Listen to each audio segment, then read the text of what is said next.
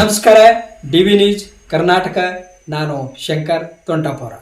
ಕರ್ನಾಟಕ ರಾಜ್ಯ ಸರ್ಕಾರಿ ಹಾಸ್ಟೆಲ್ ಮತ್ತು ವಸತಿ ಶಾಲಾ ವೃತ್ತಿ ನೌಕರ ಸಂಘ ಬಾಗಲಕೋಟೆ ತಾಲೂಕು ಸಮಿತಿ ಮುಧೋಳ ವತಿಯಿಂದ ಇವತ್ತು ಸಮಾಜ ಕಲ್ಯಾಣ ಇಲಾಖೆ ಸಹಾಯಕ ನಿರ್ದೇಶಕರಾಗಿ ನೂತನವಾಗಿ ಆಗಮಿಸಿರ್ತಕ್ಕಂಥ ನಮ್ಮ ಪಾಟೀಲ್ ಸರ್ ಅವರಿಗೆ ನಮ್ಮ ಮುಧೋಳ ತಾಲೂಕಿನ ಎಲ್ಲ ಸಮಾಜ ಕಲ್ಯಾಣ ಇಲಾಖೆ ವೃತ್ತಿ ನೌಕರ ಪರವಾಗಿ ಮತ್ತು ನಮ್ಮ ಸಂಘದ ಪರವಾಗಿ ಇವತ್ತು ಸನ್ಮಾನವನ್ನು ಮಾಡಿದ್ದೀವಿ. ಸಾಹೇಬರ ಸನ್ಮಾನವನ್ನು ಸ್ವೀಕರಿಸಿದಾಗಲೇ ನಿಮ್ಮ ಸಂಪೂರ್ಣ ನೀವೆಲ್ಲರೂ ಕೂಡ ನಮ್ಮ ಕುಟುಂಬದ ಸದಸ್ಯರು ಅಂತ ಹೇಳಿದ್ದಾರೆ.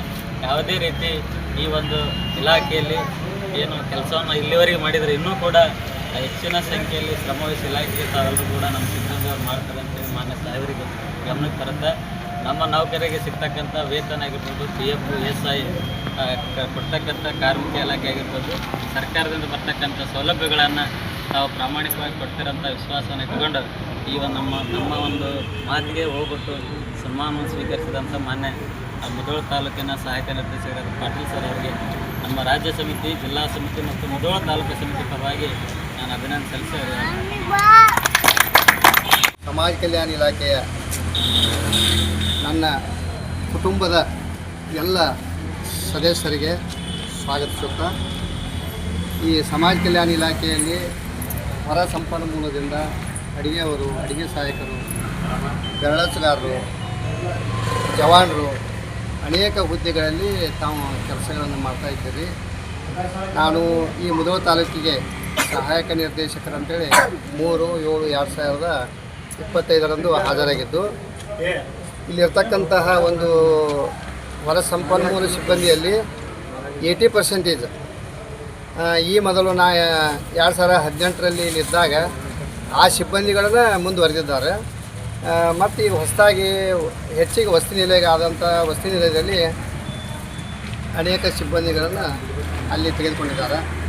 ಎಲ್ಲ ಸಿಬ್ಬಂದಿಗಳು ಇವರೇನು ನಮ್ಮಲ್ಲಿ ಕಾಯಮ ಹೊರ ಸಂಪನ್ಮೂಲ ಅನ್ನುವಂಥ ಒಂದು ಭೇದ ಭಾವಿಲ್ಲ. ಎಲ್ಲರೂ ಇವರು ಏನಪ್ಪ ಅಂದ್ರೆ ನಮ್ಮ ಸಮಾಜ ಕಲ್ಯಾಣ ಇಲಾಖೆಯ ನಮ್ಮ ಕುಟುಂಬದ ಎಲ್ಲ ಸದಸ್ಯರು ಇವರು. ಈಗ ಎಲ್ಲ ನಮ್ಮ ಮುಧೋಳ ತಾಲೂಕಿನಲ್ಲಿ ಇರ್ತಕ್ಕಂಥ 17 ವಸತಿ ನಿಲಯಕ್ಕೆ ಭೇಟಿ ಕೊಟ್ಟು ಅಲ್ಲಿರ್ತಕ್ಕಂತಹ ಎಲ್ಲ ಅಡುಗೆಯವರು, ಅಡುಗೆ ಸಹಾಯಕರು ಎಲ್ಲರ ಜೊತೆ ಮಾತನಾಡಿ ಮತ್ತು ಅವ್ರು ಮಾಡಿದಂಥ ಅಡುಗೆಯನ್ನು ಊಟ ಮಾಡಿ ಬಂದಿದ್ದೀನಿ. ಉಪಹಾರ ಟೈಮ್ದಲ್ಲಿ ಉಪಹಾರ ಮಾಡಿದ್ದೀನಿ, ಊಟದ ಟೈಮ್ದಲ್ಲಿ ಊಟ ಮಾಡಿದ್ದೀನಿ.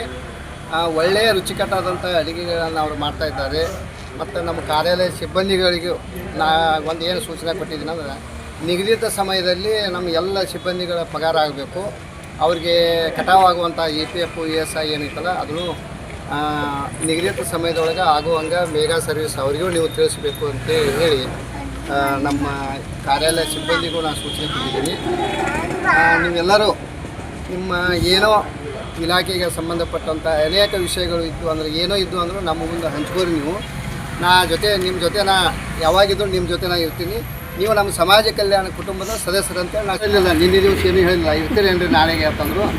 ಆಯ್ತು ರೀ, ಬೆಳಗ್ಗೆ ಶಿರೋಳ ಮತ್ತು ಹಿಂಗೆ ಸುಳ್ಳಿಗೆ ಹೋಗೋದಕ್ಕೆ ನೀವು ಜಲ್ದಿ ಬಂದರೆ ಚಲೋ ಆಕೈತೆ ಅನ್ನೋಂಗಿಲ್ಲ. ಮಧ್ಯಾಹ್ನ 1ಕ್ಕೆ ಬರ್ತೀವಿ ಅಂತಂದ್ರೆ ಮತ್ತು ನಾವು ಆದಮೇಲೆ ಹಳ್ಳಿ ಒಳಗೆ ಹೋದ್ಮೇಲೆ ಲೇಟ್ ಆಗಬಾರ್ದು ಅನ್ನೋದು ಬಿಜಾಪುರ ಅಲ್ಲಿಂದ ಬಂದಿರ್ತಾರೆ, ಅವ್ರಿಗೆ ತೊಂದರೆ ಆಗಬಾರ್ದು ಅನ್ನೋಂಥ ದೃಷ್ಟಿಗೆ ಅವ್ರು ಇಲ್ಲಿ ಬಂದ ಮೇಲೆ ಏನೋ ವಿಷಯಗಳನ್ನು ಹೇಳ್ತಿರ್ತಾರೆ, ಅದನ್ನು ಕೇಳ್ಕೊಂಡೇ ಹೋಗ್ಬೇಕಂತೇಳಿ ನಾನು ಇಲ್ಲೇ ನಿಂತು ಕಾರ್ಯದಲ್ಲಿದ್ದೆ. ಅವರು ಇವತ್ತಿನ ದಿವಸ ಎಲ್ಲರ ಪರವಾಗಿ ಸನ್ಮಾನ ಮಾಡಿ ನಮಗೆ ಸಿದ್ದೇಶ್ವರ ಅಪ್ಪನ ಫೋಟೋ ಕೊಟ್ಟರು. ಅದೊಂದು ದೊಡ್ಡ ಭಾರ. ಯಾಕಂದ್ರೆ ಅವರ ಫೋಟೋ, ಅವ್ರ ವಿಚಾರಗಳು, ಅವ್ರ ಭಾಷಣಗಳನ್ನು ನೀವೆಲ್ಲರೂ ತಿಳಿದಿರಿ. ಇಂಥ ಒಂದು ಮಹಾತ್ಮರ ಫೋಟೋ ನಮ್ಗೆ ಅವ್ರು ಕೊಟ್ಟಿದ್ದಾರೆ.